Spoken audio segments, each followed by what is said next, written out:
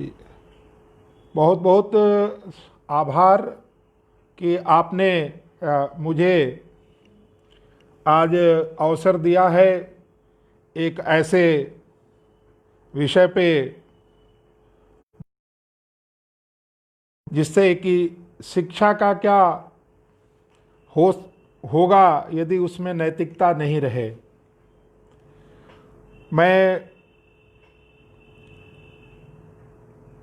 आज आप सबके बीच में जो वैल्यू बेस्ड एजुकेशन सिस्टम है कि किस तरह से एजुकेशन होना चाहिए, क्या किताबी ज्ञान और उस पर आधारित जो डिग्री है उस डिग्री को ही हम क्या ज्ञान मानते हैं।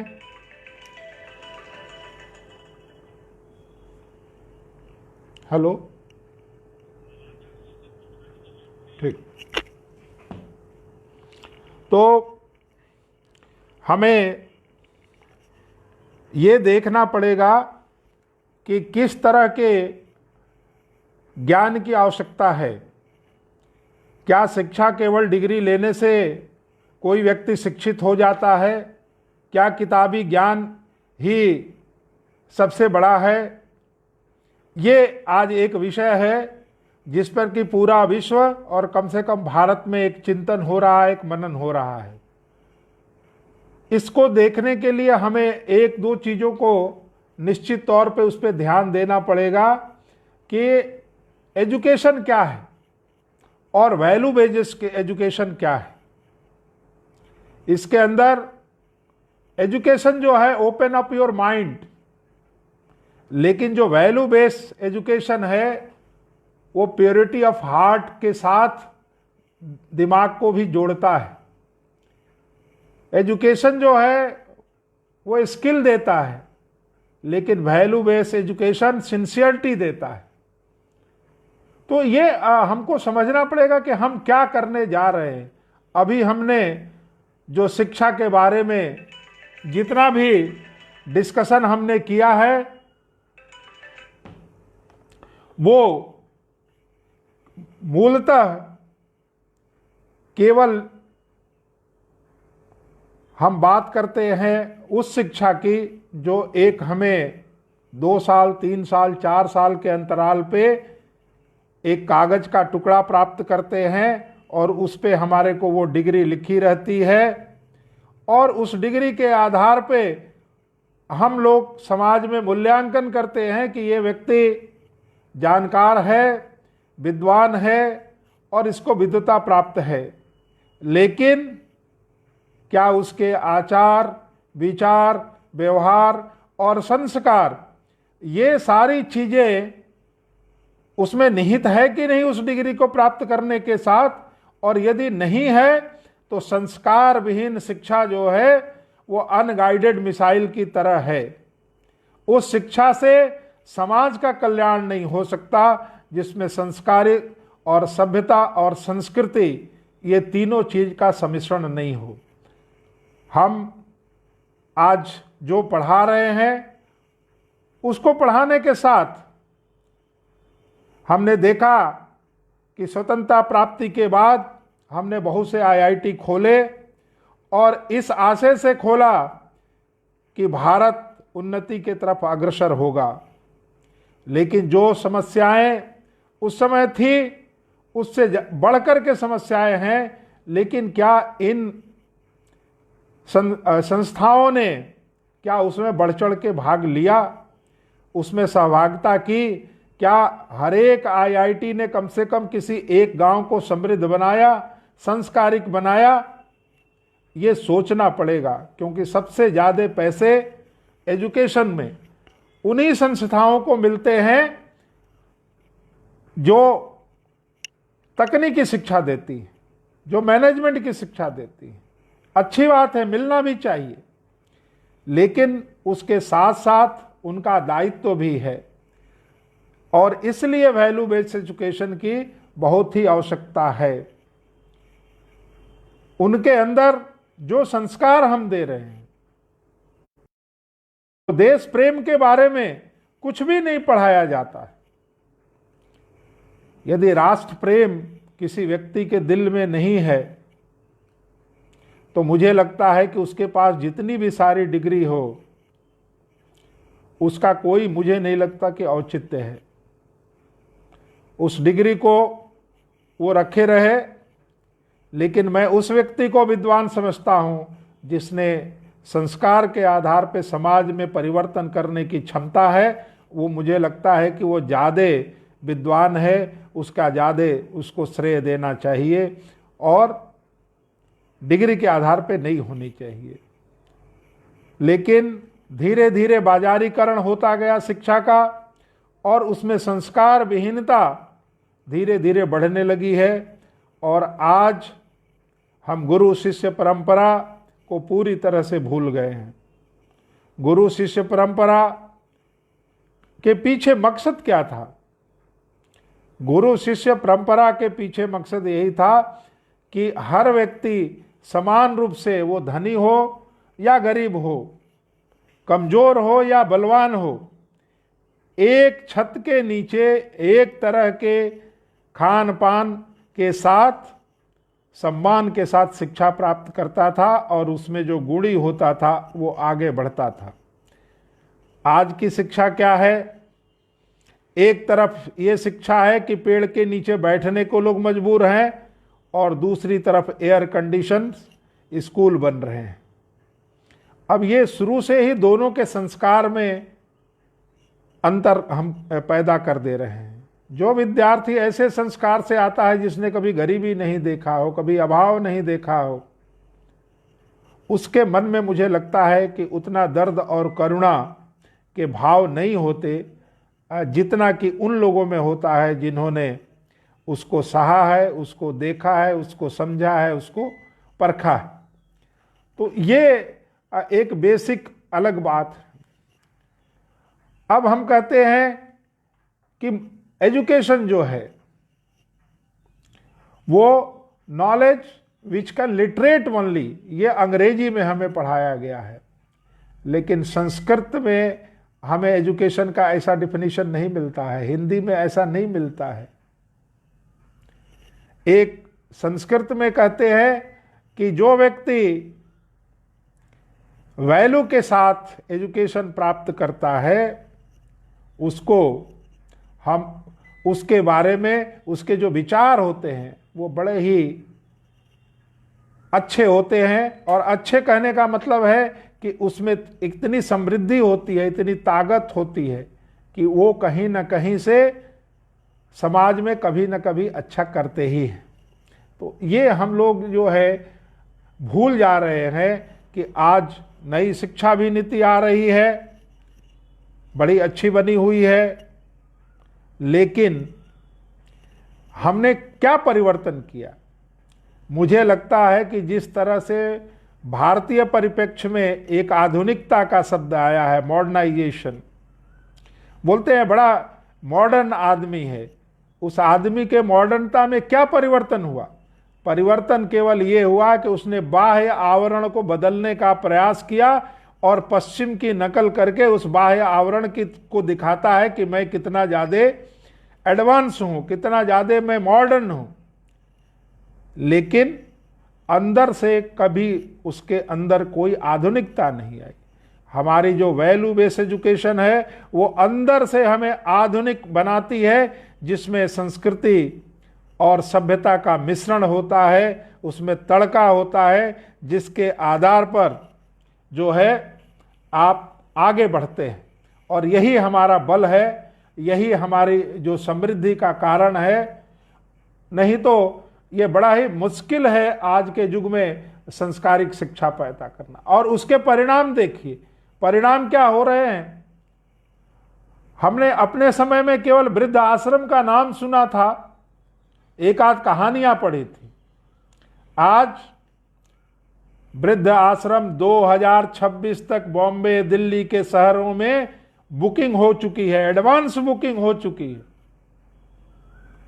जिस माता पिता ने, जिस परिवार ने आपको इस योग्य बनाया कि आप अपने को साक्षर कर पा रहे हैं, नौकरियों कर पा रहे हैं, समाज में अपना स्थान बना पा रहे हैं, आपने क्या दिया उनको?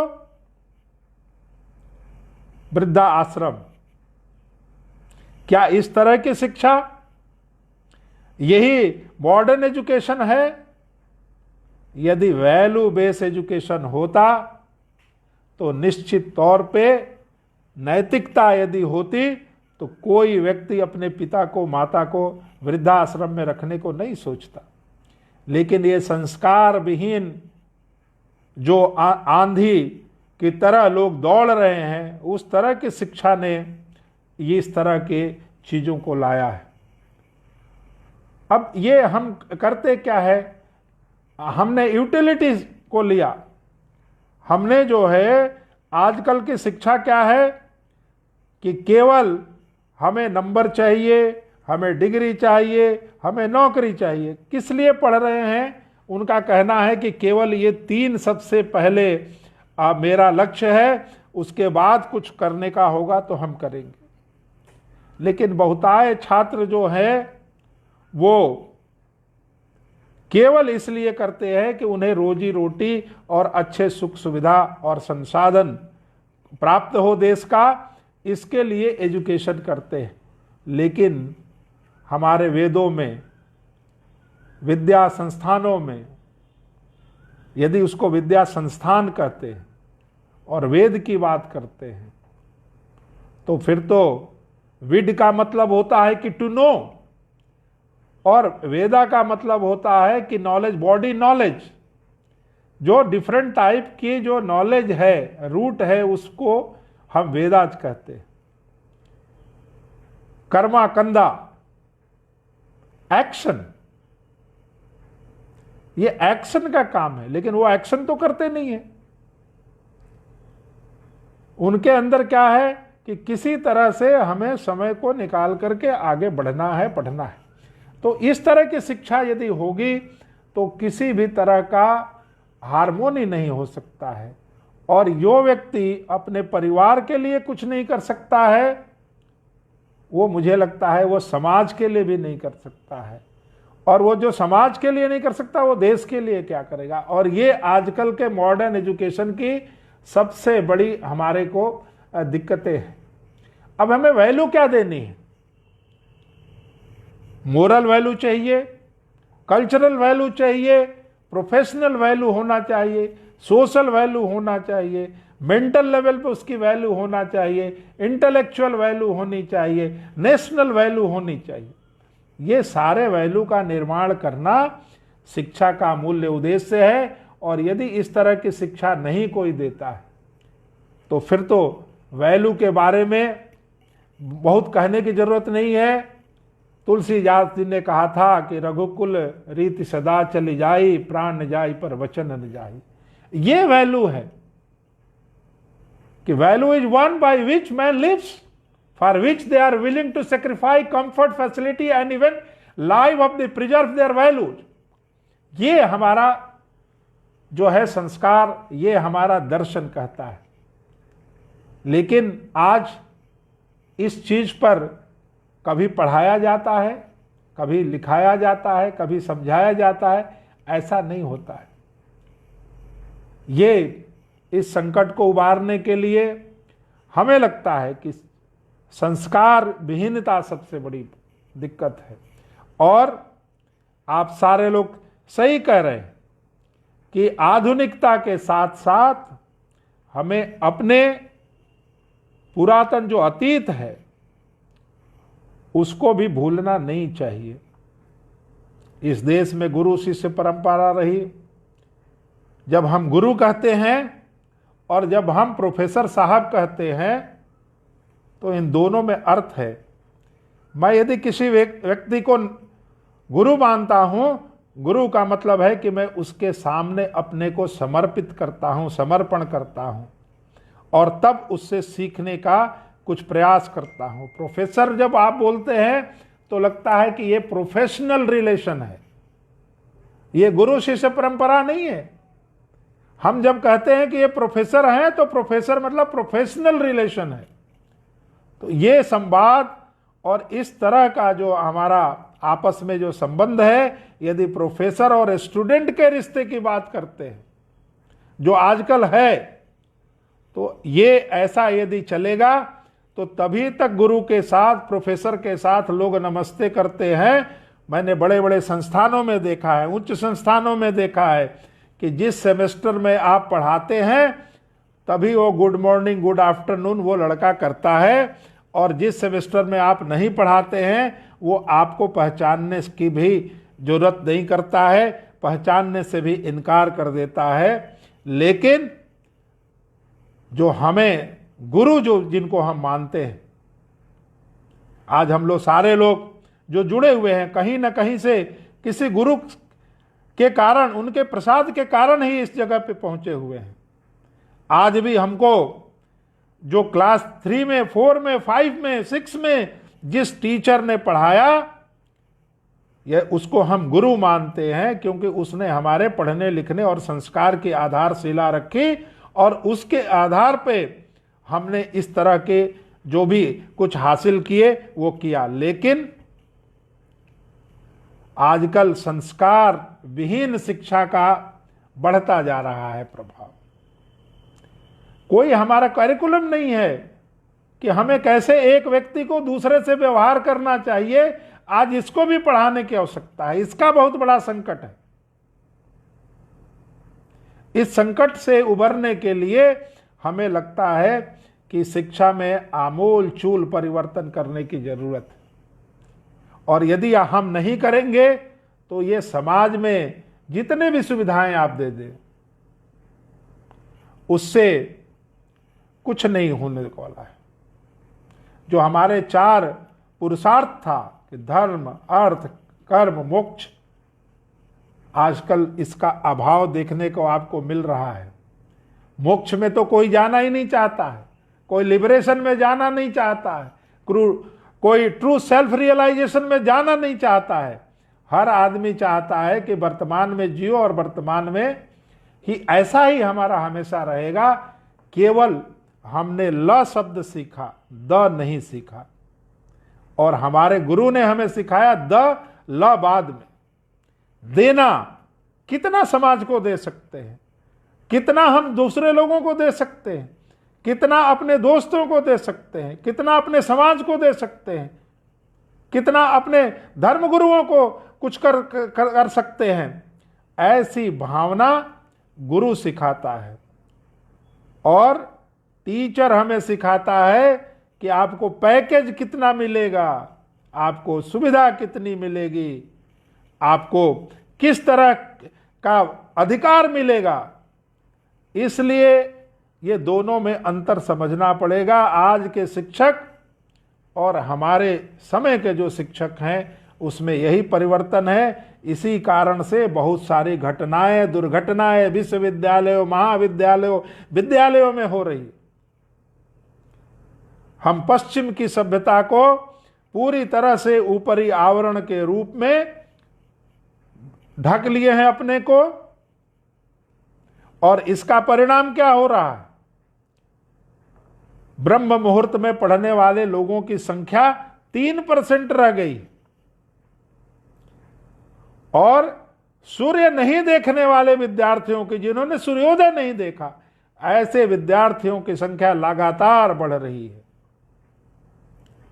आप सोच सकते हैं कि जिस पहर में पढ़ना चाहिए उस समय दिमाग की इफिशियंसी इतनी तेज रहती है कि आप यदि 2 घंटा ब्रह्म मुहूर्त में पढ़ते हैं और 5 घंटा दूसरे समय में पढ़ते हैं, दोनों बराबर है, लेकिन इस अवसर को कोई बताता नहीं।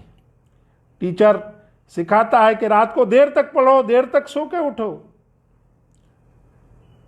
अब उसे पता नहीं है कि सूर्य की रोशनी भी देखनी चाहिए, इसका भी बड़ा महत्व है। और आज देखा आपने जो संकट चल रहा है पूरे विश्व में, उस संकट का समाधान क्या है? ये हमारे संस्कार ही तो समाधान है।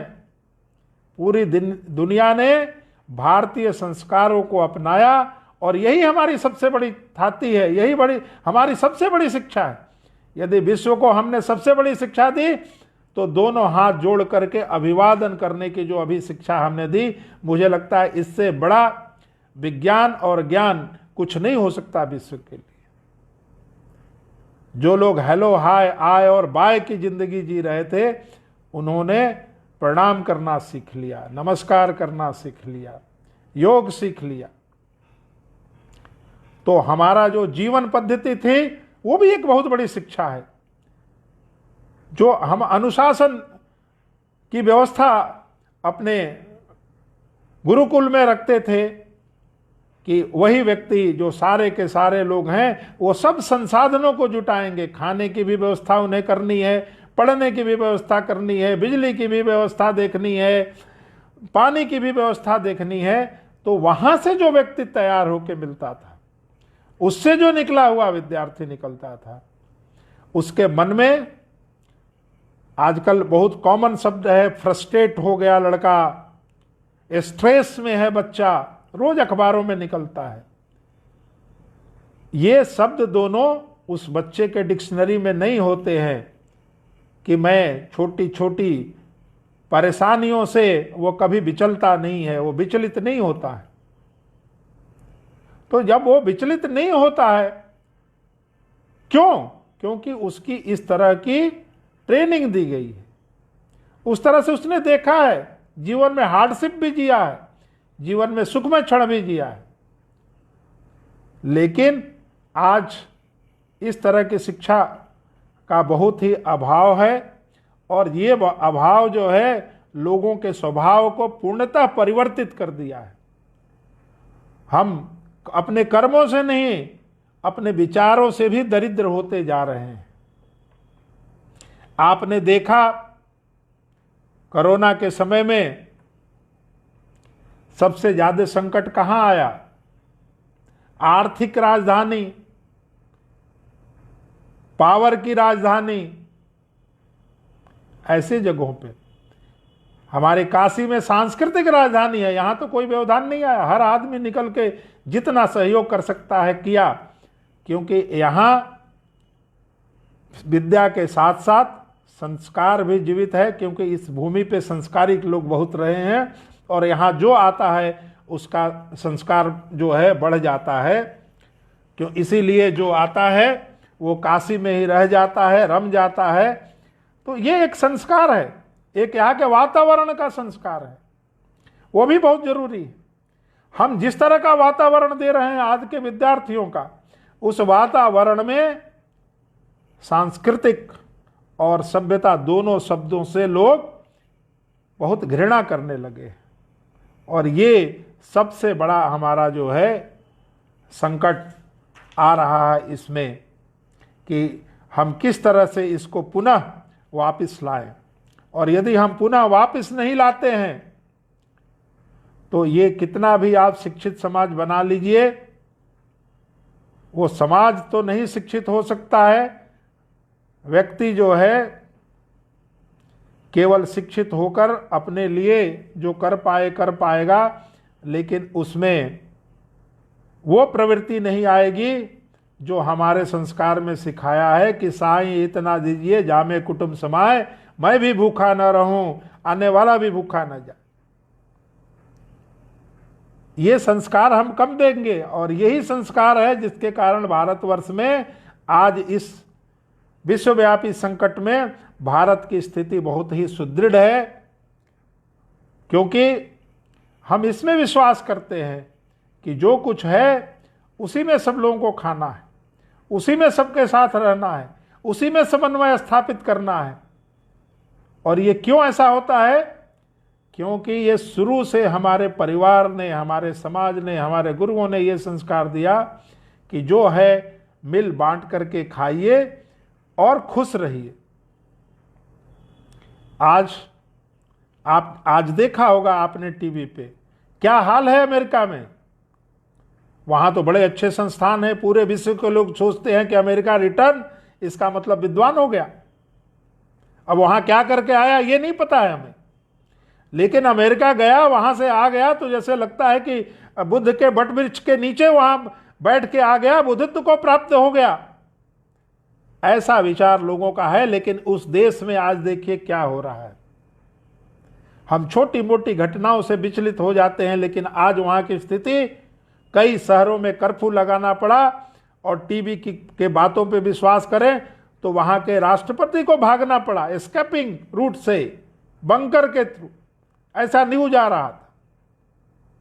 मैं इसकी सत्यता पे के बारे में कुछ नहीं कहना चाहता हूं, लेकिन जो आ रहा मैं आपने भी देखा होगा। एक देखिए, एक संस्कारिक व्यक्ति हमारे देश में जो नेतृत्व कर रहा है, एक दिन बोलता है, लोग महीने भर उस बात को मानते हैं। ये हमारा संस्कार है। इस कारण से हम विश्वगुरु होने के कगार पे हैं और होंगे, क्योंकि जो उसके संस्कार में विश्वास भरा हुआ है, वो दर्द भरा हुआ है, ये आर्टिफिशियलिटी नहीं है। तो वहां जिसको आप मानते हैं कि बड़ा शिक्षा का उच्च स्तर है, बहुत वैज्ञानिक रहते हैं, सारे विश्व की समस्याओं का समाधान करेंगे, चौधरी बनने का प्रयास उन्होंने किया, अपने घर में ही चौधरीयाट नहीं चल रही है।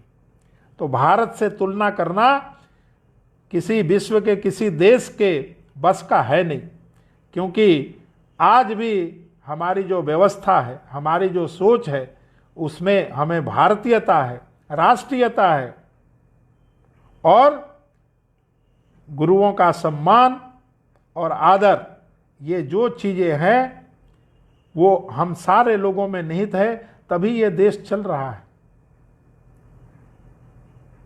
पैसे के आधार पे शिक्षा को खरीदा नहीं जा सकता, नहीं तो सारी की सारी शिक्षा तो गल्फ कंट्री में ही होती, वही पेट्रो डॉलर है।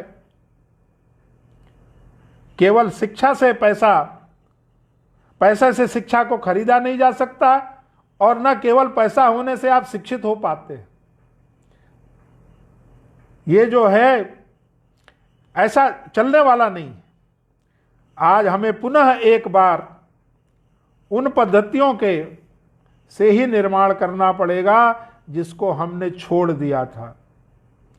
जब तक शिक्षा में मुझे लगता है कि हर ट्रेड में, वो मेडिकल हो या इंजीनियरिंग हो या मैनेजमेंट हो या हिस्ट्री हो या ज्योग्राफी हो, एक विषय पढ़ना भारतीय संस्कार और सभ्यता और समाज, ये विषय को अनिवार्य करना पड़ेगा, और उसमें उन शिक्षकों को रखना पड़ेगा जो संस्कारिक विधि से उस शिक्षा को बता पाए। मैं इसलिए कह रहा हूं, संस्कारिक विधि से कोई मंत्र पढ़ सकता है, लेकिन जो संस्कारिक विधि से मंत्र पढ़ता है तभी वो फलवती होती है, तभी उसका प्रभाव आता है, तभी आदमी के ऊपर फलता है, वो समाज को उसका लाभ मिलता है। केवल जो है तोते की तरह पढ़ देने से उसमें वो भाव नहीं आता है। तो कभी कभी हमारे गुरु बोलते थे कि आप बोल रहे हो लेकिन उसमें भाव नहीं आ रहा है। भाव का मतलब क्या है? हृदय से, आपके दिल से निकले हुए शब्द, न कि दिमाग से निकले हुए शब्द। तो ये जो प्रेजेंट एजुकेशन सिस्टम है वो केवल दिमाग की बात करता है, दिल की बात नहीं करता है। और हमारी जो वैल्यू बेस्ड एजुकेशन है उसमें दिल की बात होती है। दिल और दिमाग दोनों के समन्वय से जो निकलता है वो ही जा करके शिक्षा, अच्छी शिक्षा होती है, और वही लोग संस्कारिक होते हैं, और उन्हीं से हमारे देश का कुछ भला हो सकता है। नहीं तो आप बताइए, एक शिक्षा नीति, दूसरी शिक्षा नीति, तीसरी शिक्षा नीति, कितनी शिक्षा नीति हम बनाते जा रहे हैं। और जितनी शिक्षा नीति बनाते जा रहे हैं, रियल शिक्षा से उतने ही दूर चले जाते हैं। लेकिन आज कोरोना ने सबसे बड़ा ये शिक्षा दिया कि संस्कार विहीन व्यक्ति और संस्कार विहीन शिक्षा बहुत दिनों तक चल नहीं सकती है, और इसका हमें ध्यान रखना चाहिए। व्यक्ति यदि खुद नहीं सुधर सकता है, देखिए एक होता है केवल प्रवचन करना, तो आजकल के हम सारे प्रोफेसर जो है प्रवचन करते हैं, आचरण नहीं करते। पहले के हमारे गुरुजन वृंद आचरण करते थे। हम चाहते थे कि उनकी तरह बने, उनकी तरह बात करें, उनकी तरह संस्कारिक हों। आज का विद्यार्थी का रोल मॉडल कौन है वो देखिए। वो किसी शिक्षक में कोई अपने को रोल मॉडल पाता नहीं है। उसके रोल मॉडल ऐसे लोग हैं जिन्होंने शिक्षा से दूर दूर तक रिश्ता नहीं रहा, वो कितने संस्कारिक हैं इसके विषय में मैं नहीं कहना चाहूंगा, लेकिन उनके रोल मॉडल देखिए कौन है। तो इसीलिए हमारे प्रबुद्ध लोगों ने, पुराने लोगों ने ये कहा कि जो जैसा सोचता है, जैसा उसको एनवायरनमेंट मिलता है, जैसे आयाम मिलते हैं, जैसे परिधान मिलते हैं, उसी तरह से उसकी सोच भी विकसित होती है। तो यदि कोई आदर्श पुरुष किसी आज के छात्र के जीवन का आदर्श नहीं है, तो उससे बहुत सारे आदर्श की खोज करना मुझे नहीं लगता है कि हमारे लिए कोई बहुत ही गौरव का विषय है। हमें ये सब खोज नहीं करना चाहिए। पहले हमारे गुरुकुल में 5 से 25 साल के ब्रह्मचर्य जीवन में स्टूडेंट रहते थे, फिर गृहस्थाश्रम आता था 25 से 55 वर्ष की उम्र में, जो उस घर द्वार चलाते थे। वानप्रस्थ हो जाता था 55 से 75 में। आजकल 75 तक तो लोग काम करते रहते हैं, 65 में आप रिटायर करते हो। कब वो सोचेंगे छोड़ करके कैसे सीखेंगे? तो ये आजकल दिक्कत आ रही है। अब पुरुष अर्थ क्या था, गोल क्या था? वो था धर्म। पहला था धर्म का, आस्था का, कर्म का, मोक्ष का। ये एक सीरीज बनी हुई थी। आज का मोक्ष और हमारी विचार से जो मोक्ष है, वो दोनों में बड़ा अंतर है। और ये अंतर ही ये नई शिक्षा को जो है हम लोगों से अलग करता है। तो ये देखना पड़ेगा, क्योंकि नई शिक्षा जो है या वर्तमान की शिक्षा केवल हमें स्टडी सिखाती है। हमारी शिक्षा स्टडी और अनुशासन, स्टडी और डिसिप्लिन दोनों सिखाती थी। हमें वर्क एंड रिस्पॉन्सिबिलिटी सिखाती थी, और हमें अंत में ये सिखाती थी कि सेक्रीफाई भी करना चाहिए। अब आज सेक्रीफाई की तो बात ही नहीं है। यदि सेक्रीफाई सब लोग किए होते तो हमारे जो श्रमिक बड़े बड़े शहरों को, जहाँ करोड़पति अरबपति रहते हैं, वहाँ से छोड़ करके अपने गाँव में नहीं आते। तो यही संस्कार विहीनता है, क्योंकि हमें सिखाया गया है कि सत्य बोलिए, धर्म पे चलिए, माता को देव के समान समझिए, पिता को देव समान चाहिए, आचार्य को देव की समान समझिए, और संपूर्ण विश्व को परमार्थ के लिए हमेशा तैयार रहिए। ये हमारा वर्ड था पहले का, उसको हमने पालन करना छोड़ दिया। अब एक विषय और थोड़ा सा आपको टच करना चाहूँगा, जो चरित्र की बात है। आजकल क्राइसिस ऑफ कैरेक्टर हो गया है, और जब क्राइसिस ऑफ कैरेक्टर होता है तो क्राइसिस ऑफ वैल्यू हो जाती है। अब इसके लिए कुछ विद्वानों का मत है कि सरकार की ऐसी नीतियां हैं जिससे क्राइसिस आ गई। कुछ लोग कह रहे हैं कि यह परिवर्तित हो गया समाज, इसलिए आ गई। अब ये एक सोचने का विषय है, लेकिन हमें लगता है कि हमने जो अपनी परंपरागत शिक्षा को जो दूर किया लोगों से, उसके कारण ये क्राइसिस दोनों में आई, वैल्यू में भी और कैरेक्टर में भी। पहले हम कहते थे कि ये व्यक्ति स्पॉटलेस है, इसका शाइनिंग कैरेक्टर है, नोबल आदमी है, मोरल वैल्यू बहुत हाई है। और ये सारे चीज संस्कार जिसमें पाए जाते थे वो होते थे गुरु। और अंत में उनको एक शब्दों में यदि कहा जाए तो प्योरिटी के प्रतीक थे, दर्पण की तरह थे जिनमें कि हम अपने आप को देखते थे। लेकिन आज स्थिति बदल गई है, क्योंकि पावर और मेंटल एटीट्यूड लोगों का चेंज हो गया है।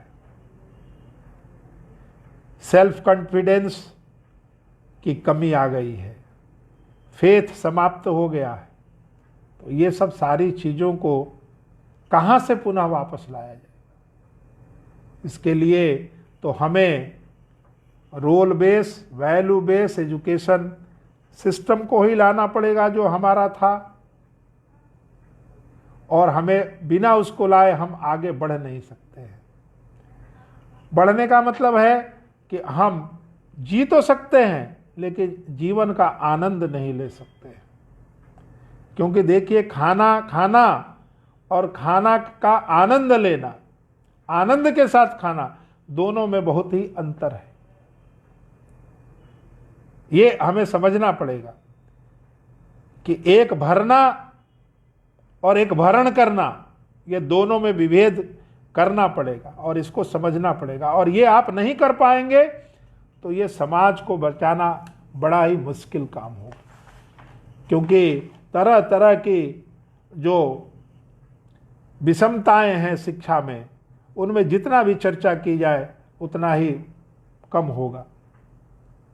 बहुत सारे लोग ये कह रहे हैं कि भाई वैदिक नॉलेज और जो मॉडर्न साइंस है, इन दोनों के बीच समन्वय स्थापित करिए।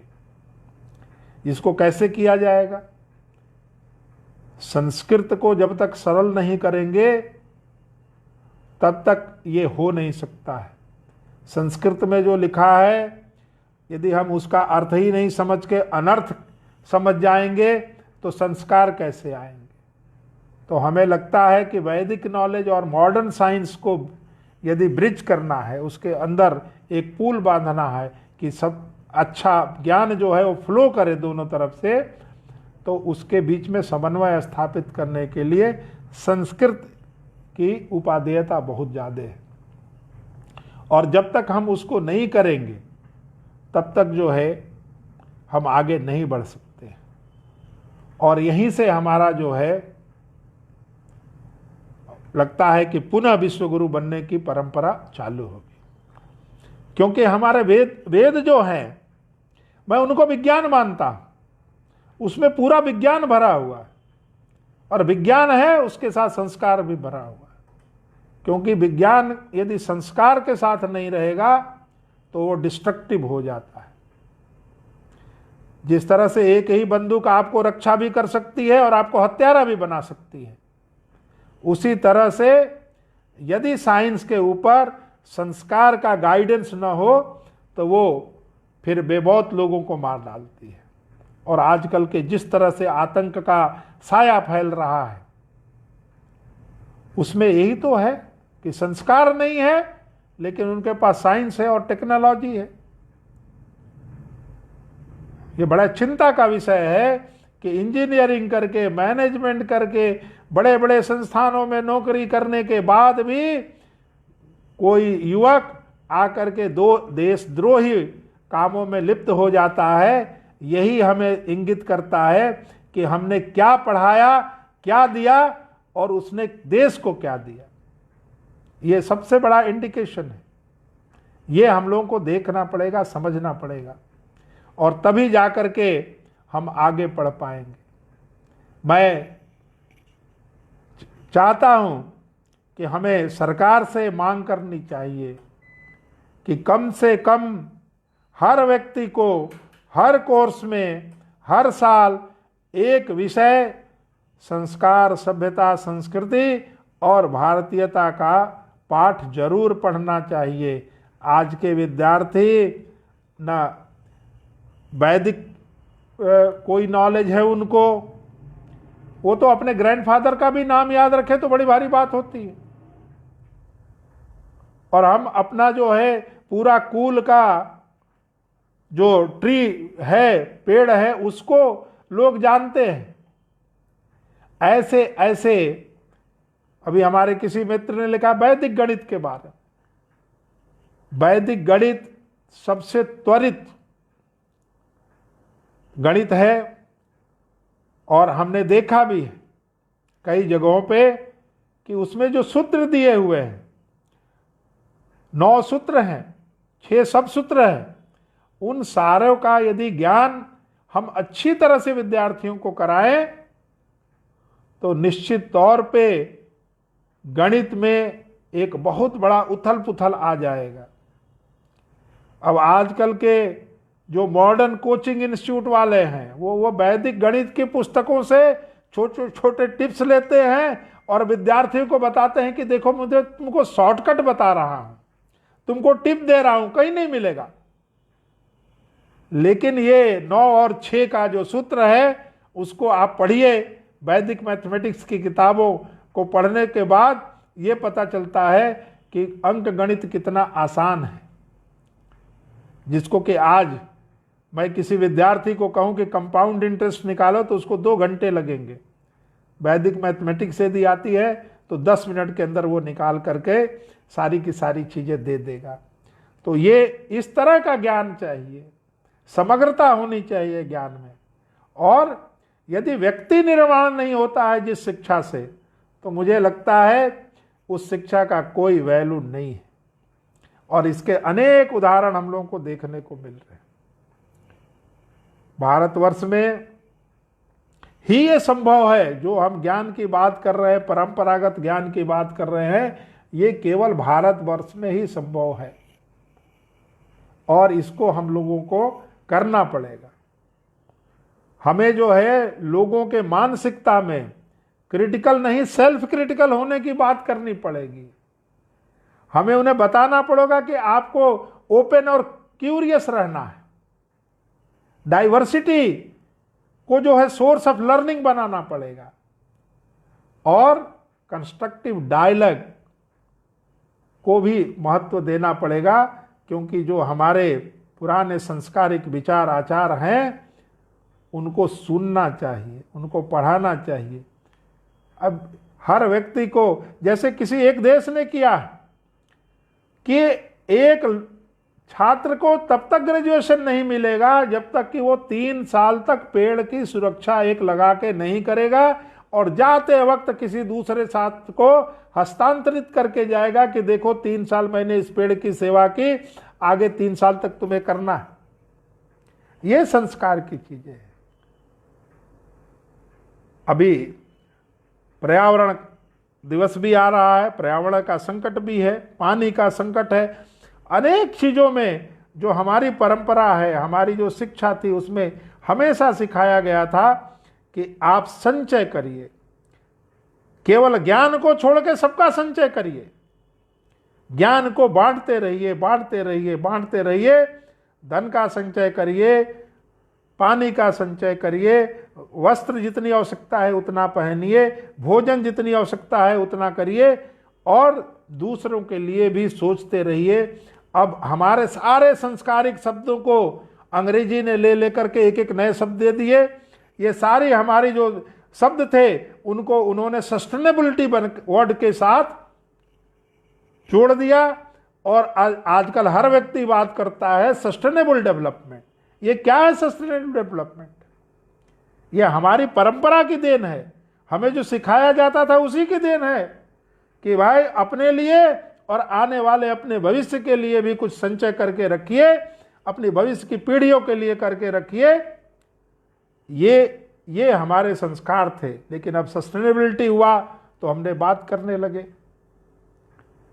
तो आज हम लोगों को ये बहुत बड़ा अवसर मिला है आप सारे लोगों से मुझे मुखातिब होने का, मुझे बात करने का। एक बात मैं बड़ा स्पष्ट कर दूं कि मैं पत्थर विज्ञान का विद्यार्थी हूं, पत्थर को समझने का प्रयास करता हूं और उसमें भी मैं नैतिकता देखता हूं। कितने डिसिप्लिन है पत्थर, आप जाकर के देखिए अजंता में, एलोरा में किस तरह से केव बनी हुई है, वो भी बड़े डिसिप्लिन है। उनमें भी डिसिप्लिन देखने को मिलता है, उनमें भी सीक्वेंस देखने को मिलता है कि एक नीचे है तो उसके ऊपर कौन सा होगा, तीसरा कौन होगा, चौथा कौन होगा। हम मनुष्य होकर के उन चीजों को भूल गए और पत्थरों ने उसको अपनाया। तो निश्चित तौर पे हमें पुनः कुछ जो बेसिक शिक्षा है उसके ऊपर ध्यान देना चाहिए और उच्च शिक्षा में नैतिकता के बिना कोई शिक्षा मुझे लगता है, मुझे नैतिकता की शिक्षा तो KG to PG के विचार में रहना चाहिए, शुरू से अंत तक होना चाहिए। क्योंकि यदि शुरू में हमने अच्छी नैतिक शिक्षा दी तो उच्च शिक्षानों में थोड़ा कम भी पढ़ाएंगे तो वो बना रहेगा उसमें, क्योंकि ये एक बार जिसमें पनप जाता है ये जल्दी छोड़ता नहीं है। नैतिकता, सत्यनिष्ठा यदि किसी में पनप गई तो वो निश्चित तौर पे लंबे समय तक उस व्यक्ति के साथ रहेगी और रहती भी। तो ये हमारी साधना है, हमारे पूर्वजों की साधना है, हमारे गुरुओं की साधना है, हमारे जो चिंतक थे उनकी साधना है। और उन साधना का यदि हमने दुरुपयोग किया तो आप आने वाली पीढ़ियां हमें ही दोष देंगी। अब ये हम नहीं कह सकते कि 1000 साल तक किसी दूसरे ने राज्य किया, अब ये बोलने से काम नहीं चलने वाला है। हमने क्या किया इसका जवाब देना पड़ेगा कि आपने क्या किया। अब दूसरों के ऊपर थोपने से काम नहीं चलेगा, हमें कहीं ना कहीं से शुरुआत करना पड़ेगा। और शुरुआत का यही है कि आज का जो परिवेश है इसके अंदर शुरू से लेकर के कक्षा 1 से लेकर के पोस्ट ग्रेजुएट तक हर जगह नैतिक शिक्षा और राष्ट्र भावना से जुड़े हुए विषयों को पढ़ाना होगा, तभी इस देश का कैरेक्टर भी बचेगा। यहीं पे ऑनेस्टी रहेगी, यहीं पे डिग्निटी रहेगी, और देश की डिग्निटी जो रहेगी तभी हमारी भी डिग्निटी बढ़ेगी। तो ये भावना के साथ हमें कोर्स करिकुलम डेवलप करना पड़ेगा। और इन चीज़ों को पढ़ाने के लिए हर तरह से, वो प्राइवेट स्कूल हो, सरकारी स्कूल हो, अर्ध सरकारी स्कूल हो, हर जगह ये कोर्स कंपलसरी होना चाहिए। और यदि इसमें लड़का पास नहीं करता तो भले 80% नंबर पाए, ऐसी संस्कार विहीन डिग्री देने से मुझे लगता है कि देश का भला नहीं होगा। और इन्हीं कारणों से इंजीनियरिंग किए हुए लोग बंदूक उठा के देशद्रोही काम कर रहे हैं, ये भी हमें देखना पड़ेगा। तो मैं आप सबके प्रति बहुत बहुत आभार व्यक्त करना चाहता हूँ। चीज़ें तो बहुत है, बहुत लंबी बहस हो सकती है, आपके भी विचार हो सकते हैं, लेकिन मैं एक बार पुनः इस विषय पे मुझे बोलने का आपने अवसर दिया। इसके बावजूद कि मैं इस विषय का विशेषज्ञ भी नहीं हूँ, ना मुझे उतनी जानकारी है, लेकिन एक सामाजिक आदमी होने के कारण समाज में देखता हूँ, परखता हूँ, उन चीज़ों को देखने के आधार पे मैंने ये अपनी सारी बातें रखी। तो निश्चित तौर पे हम सारे लोग मिलकर के इस पे प्रयास करें, इस पे चिंतन करें। और मुझे लगता है कि भारतीय शिक्षक मंडल इसके ऊपर पूरी तरह से और भी चर्चा करके, और चर्चा के साथ साथ एक डॉक्यूमेंट भी सरकार को देना पड़ेगा कि ये कंपलसरी कोर्स हर व्यक्ति का होना चाहिए। और जो लोग बिछुड़ गए हैं, मुझे लगता है कि उनके लिए ओरिएंटेशन प्रोग्राम भी शिक्षकों को होना चाहिए जिनमें इन चीज़ों की कमी हो। अब कोई पैरामीटर तो नहीं है जिससे हम पता कर पाएँ कि कितना है, लेकिन ट्रेनिंग जरूर होनी चाहिए। और जब तक ये ट्रेनिंग नहीं होगी तब तक समाज में समरसता नहीं आएगी, और भारत जो है विश्व गुरु बनने के जो कगार पे खड़ा है उसमें, उस पावदान पे नहीं खड़ा हो पाएगा यदि हमने इस अवसर को नहीं अपनाया। और कोरोना ने तो और भी ज़्यादा हमारे को सबल किया है, मैं तो मानता हूँ। सबल इसलिए कि हमारी बातों को जो लोग हंसते थे वही सारी की सारी चीज़ें आज अपनाने को तैयार हैं और कह रहे हैं कि यही है भारतीय विधि से रहना और भारतीय संस्कारों के साथ जीना। यदि जीते हैं तो निश्चित तौर पे ये कोरोना जो है इससे कुछ नहीं होगा। हम केवल अपनी पद्धति को अपनाएं, क्योंकि ये सारी चीज़ें जो बता रहे हैं ये सब हमारी परंपरा में है, पहले से हमारी परंपरा में है। तो हमें इसको और जो है अच्छे से व्यवहार में लाना है और इस परंपरा को और भारत की परिधि के बाहर भी पहुंचाना है। इन्हीं शब्दों के साथ आप सभी को प्रणाम करते हुए अपनी वाणी को विराम देता हूं। बहुत बहुत धन्यवाद।